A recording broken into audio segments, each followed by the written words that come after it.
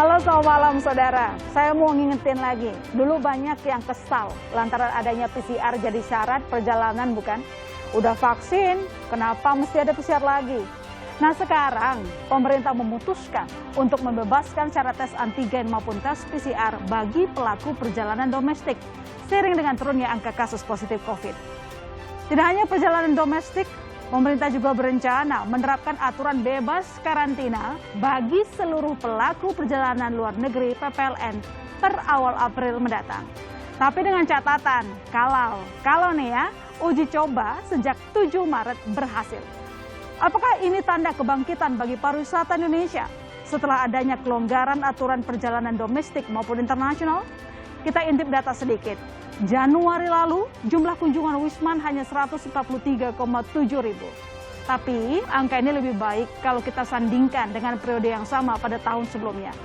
Sementara tahun ini, Kementerian Pariwisata dan Ekonomi Kreatif menargetkan kunjungan Wisman sampai 3,6 juta. Apakah target ini akan tercapai menyusul aturan perjalanan dilonggarkan? Nanti dijawab langsung sama Menparekraf Sandiaga Uno. Bagaimana kita mengendalikan pandemi, tapi ekonomi tetap berjalan seperti pariwisata? Kita kupas di Business Talk yang tak pernah setengah-setengah menjadi rujukan pembuat kebijakan dunia usaha, penentu kesejahteraan individu. Saya Mas Sister, tarikan.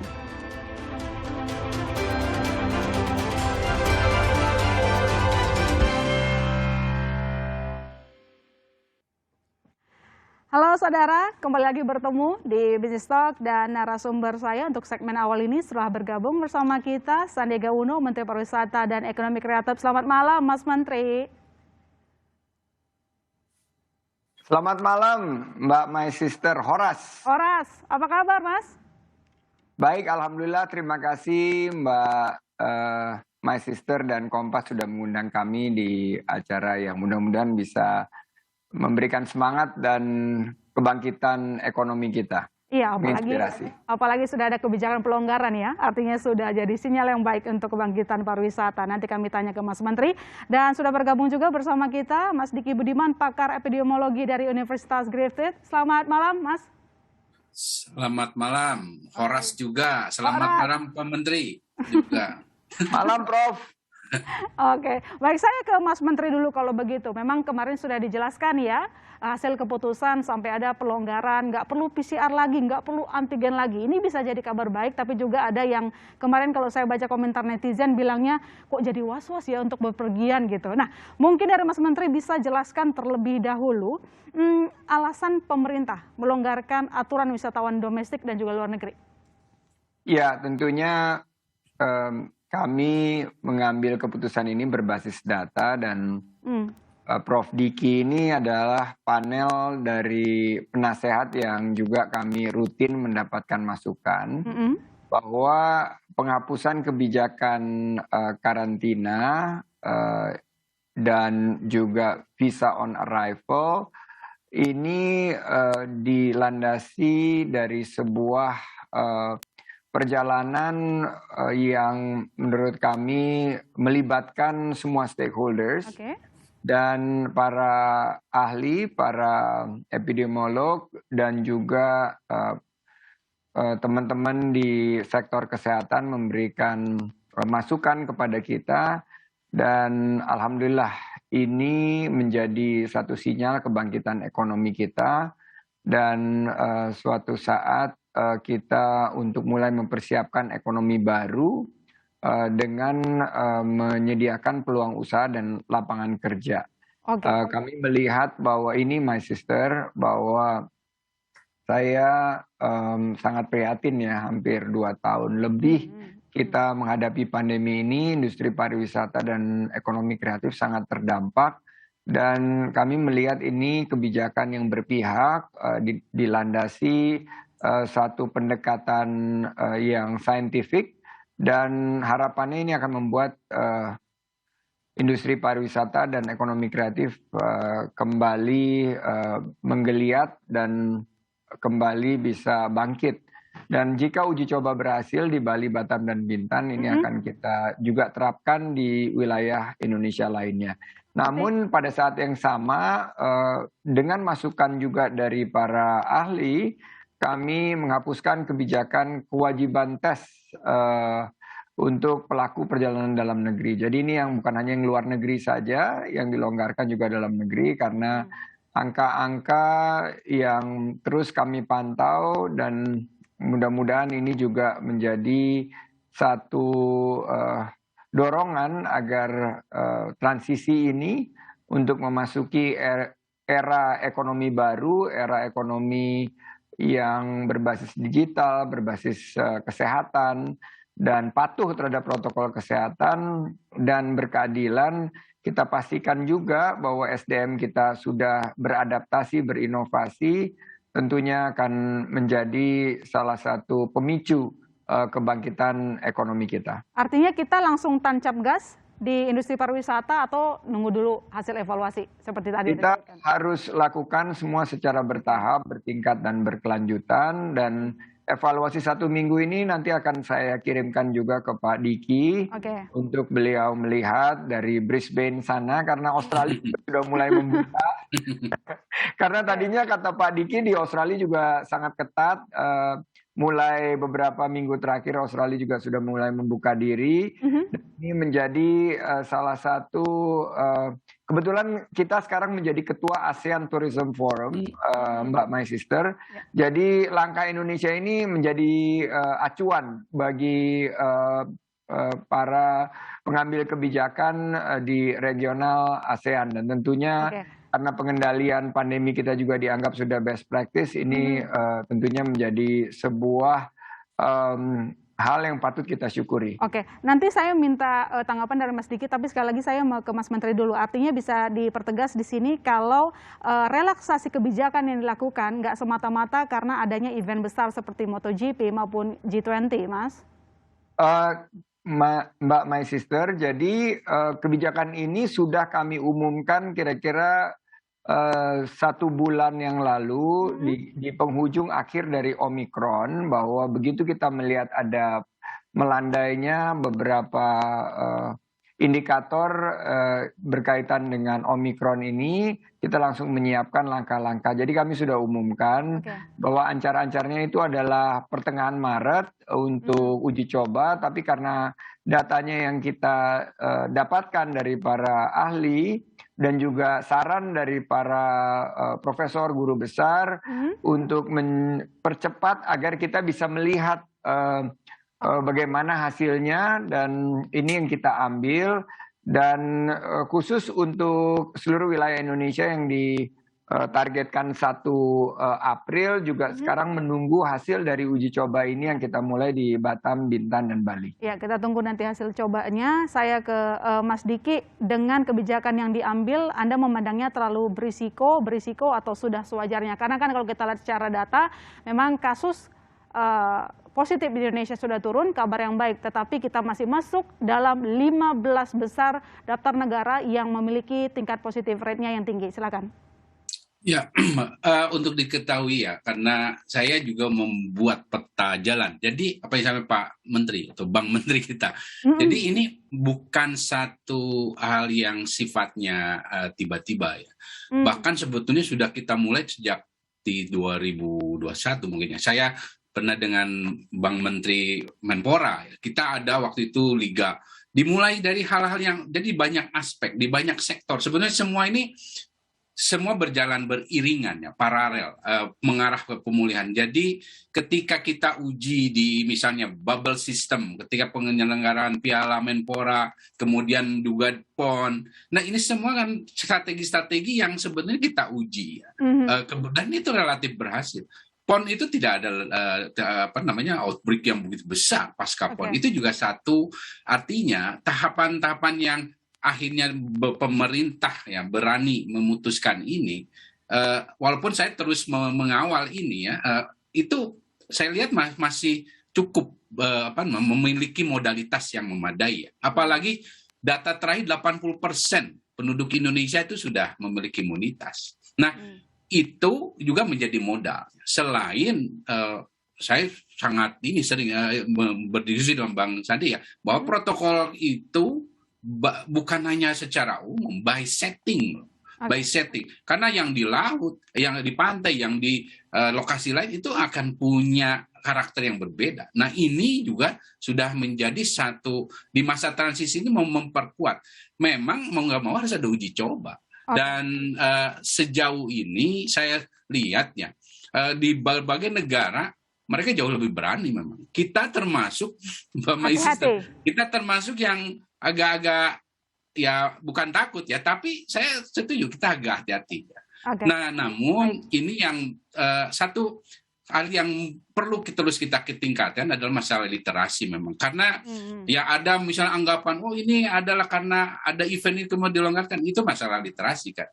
Bahwa masyarakat akhirnya menganggap, karena mereka nggak terinfo bahwa ini satu perencanaan yang memang sudah dilakukan ya, dari awal. Bahkan waktu bicara ini saya ada Bang Sadi nih, itu dari tahun lalu kita sudah bicara ini bagaimana supaya mitigasinya. Bahkan ketika ini jangan dulu Bang, ini karena ini berbahaya. Nah ini jadi saya ingin sampaikan saja pada publik, karena saya nggak ada konflik of interest ya. Jadi kalau memang nggak aman saya juga akan bersuara. Tapi saat ini kita punya modalitas dan ada tuntutan untuk kita juga melakukan pemulihan. Pemulihan itu nggak bisa ditunda. Memang dicicil ya. Yang penting kita menuju ke pemulihan itu. Betul. Gitu. Nanti kita lanjutkan. Baik, nanti kita lanjutkan lagi diskusi kita, Mas Diki. Kita jeda iklan dulu dan nanti kita juga akan bertanya kepada Mas Menteri. Tadi katakan uji coba. Nah, sebenarnya karakter keberhasilan itu seperti apa? Kami segera kembali, saudara.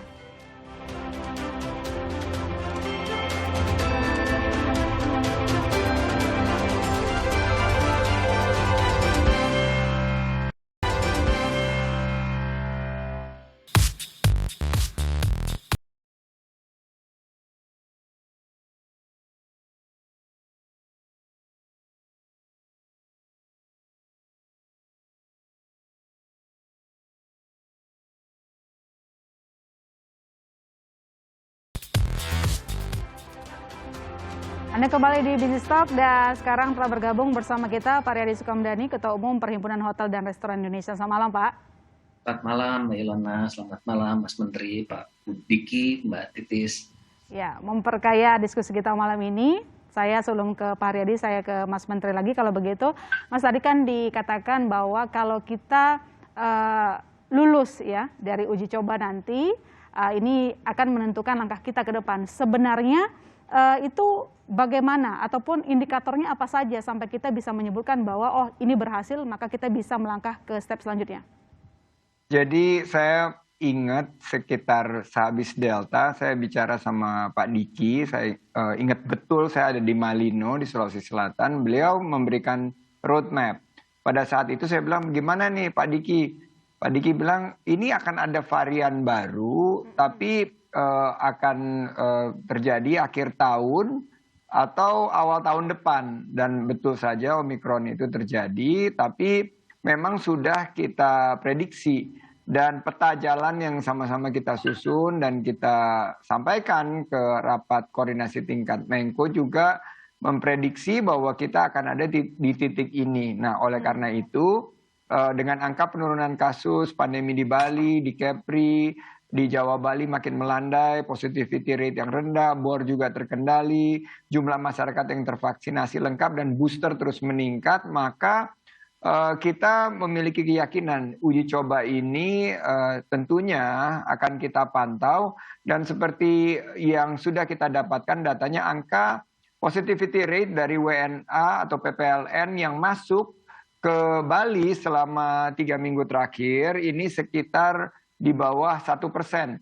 Nah, berarti ini menambah keyakinan dan semangat bahwa Bali dan mungkin juga nanti kita bisa perluas Lombok untuk berbagai event internasional. Nah, yang akan kita pantau angka-angka tersebut, Mbak My Sister. Jadi angka positivity rate, angka BOR, juga mengenai vaksinasi, dan harapannya apalagi kita sekarang sudah membebaskan kewajiban tes dalam pelaku perjalanan dalam negeri, ini merupakan sinyal positif untuk kebangkitan ekonomi kita, dan saya yakin kita dalam posisi mempersiapkan transisi ke ekonomi baru. Oke. Nah, banyak yang membilang ini endemi atau ini deselerasi.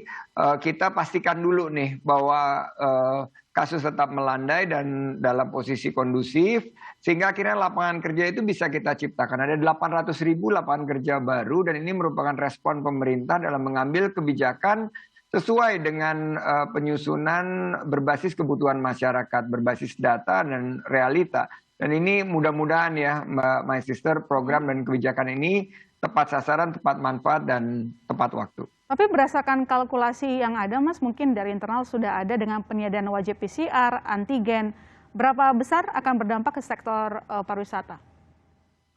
Tentunya ini akan kita ukur lagi, tapi saya cukup memiliki keyakinan akan meningkatkan 20-30% dari target antara rentang 1,8 sampai 36 juta. Oke, naik ya dari target. 1,6 sampai 1,7 juta, tapi karena bebas karantina ini game changer. Haryadi pasti sangat menyadari gitu bahwa kunjungan wisatawan mancanegara karena adanya karantina ini terjun bebas. Nah, dengan bebas karantina ini game changer, VOA game changer. Dan ini adalah bagian daripada kita juga penyiapan. Karena kita punya event-event internasional yang banyak dan kita harus uji coba. Kita pastikan dengan kehati-hatian dan kewaspadaan target ini tercapai, dan kita harapkan kelancaran uji coba ini bisa menjadi modal kita untuk membangun momentum untuk lebih bangkit kembali. Oke, pelonggaran akhirnya nanti jumlah wisman targetnya juga akan naik lebih dari 3,6 juta. Ini kabar baik. Aku lihat Pak Haryadi juga senyum-senyum. Ini kabar yang baik juga ya untuk pelaku usaha. Nah, pertanyaanku pertama itu, kira-kira dengan kebijakan yang baru tidak ada PCR, antigen, PPLN juga nanti bebas karantina, okupansi hotel kira-kira sampai akhir tahun bisa berapa persen?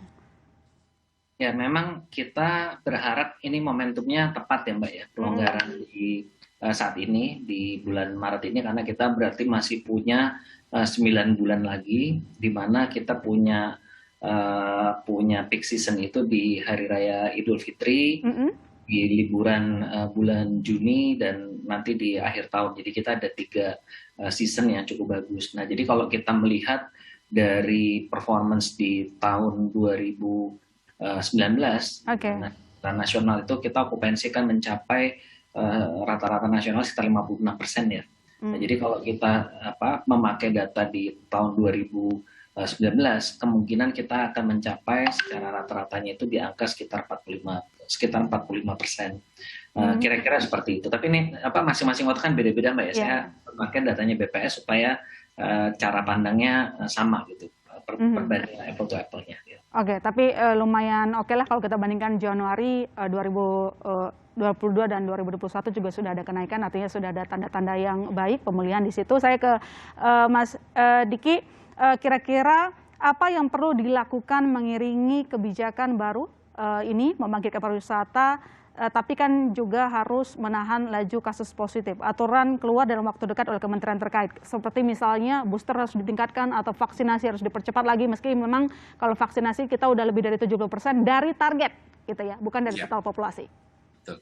Jadi betul, itu statement terakhir tuh dari My Sister yang penting ya. Jadi modal imunitas, karena ini ada dua, ada pemerintah, ada Bang Sandi, ada Bang Haryadi ini, karena dua-duanya baik, terutama yang membuat orang datang itu kan karena situasi umum satu negara aman. Dari sisi ini ya mereka akan melihat cakupan vaksinasi pertama. Dan yang paling ideal sebetulnya di 90% 2 dosis, dan untuk dosis 3-nya setidaknya 50% gitu. Dari total, tapi yang total penduduk ya. Ini bicaranya total penduduk. Bukan target tapi total penduduk. Bukan target. Nah, ini yang harus dikejar. Selain itu, karena ada Pak Haryadi juga di sini, petugas kita yang ada menyelenggarakan atau menjadi di hotel dan di objek wisata lain itu harus dilindungi dengan booster juga gitu. Dalam artian mereka secara status imunitas sudah terpenuhi. Karena sekarang kalau bicara Omicron plus itu 3 dosis sebetulnya, bukan 2 dosis lagi. Nah, kemudian protokol yang saya tadi sampaikan by setting ya, bukan general protokol kesehatan, tapi harus ada kadang hotel pun berbeda karena dia setting hotel ada yang di pantai, yang sifatnya itu berbeda. Nah ini yang tentu memang akan ada sedikit ya, secara teknis kerumitan, tapi itu yang harus kita buat supaya ini benar-benar dalam bukan hanya lokal konteks, tapi juga sesuai settingnya protokol ini. Dan satu hal lagi yang juga perlu diketahui ya, bahwa kita harus pariwisata ini harus gandeng, bukan gandeng bahasa Sunda ya, bergandengan ya, bergandengan dengan sektor kesehatan di wilayahnya. Misalnya katakanlah Bali ya, dinas wisata dengan dinas kesehatan. Jadi ada pengampu, karena situasinya kan masih dalam pandemi. Jadi sebagaimana sekolah kita dibuka, ada pengampunya. Untuk apa? Untuk memastikan, karena bagaimanapun namanya protokol kesehatan, yang lebih tahu orang kesehatan. Namanya juga protokol kesehatan. Ini yang akan membantu orang-orang yang di dinas kesehatan, di dinas wisata ini bisa memberikan semacam supervisi. Karena ini akan juga ada potensi ini ada yang masih lemah, ada yang sudah kuat. Nah ini yang harus kita review. Nah ini mungkin beberapa contoh yang saya kira akan sangat efektif. Dan saya memberikan ini, My Sister, juga ke negara ASEAN karena saya sering diminta beberapa negara ASEAN tentang ini. Jadi apa yang saya sampaikan ini juga saya kira ditiru. Jadi Indonesia jadi percontohan lah. Proses vaksinasi juga dipercepat, prokes diperketat. Saya ke Mas Menteri yang ada jadwal setelah ini, jadi ada satu pertanyaan terakhir.